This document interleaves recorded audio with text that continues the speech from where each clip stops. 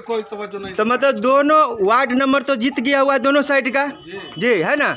तो हमारे कहने मतलब कि भोजपुरी में एक गाना है, जो गाना का जो बोलते हैं कि हाँ बोल है वो जो है ना, जो कहते हैं कि भतार बारू नाम के नैखे कोनो काम के, है ना।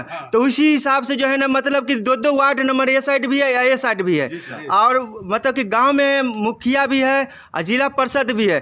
तो इसका मतलब ये हुआ कि वही बात गाने के हिसाब हो गया कि भतार बारू नाम के और नैखे कोनो काम के। तो यही हिसाब हो गया कि जो है ना, नाम के वार्ड नंबर है, नाम के जो है ना मुखिया है गांव में, जिला परिषद है, लेकिन फिर भी कोई यानी इस पे ध्यान नहीं दिया जा रहा है ना। अब पब्लिक बोल बोल के परेशान हो गया हुआ, लेकिन इस पे कोई मतलब ध्यान नहीं दे रहा है। प्रशासन से गुजारिश है कि उच्चल अरसद के जी, वो अपने खुद से यानी कि फंड से आकर के देख करके काम को करवाएं। ये आप निवेदन कर रहे हैं? निवेदन कर रहे हैं प्रशासन से। अच्छा, इससे पहले भी एसपी आकर के इंक्वायरी कर दिए, लेकिन कोई तवज्जो नहीं दिए, कोई काम नहीं।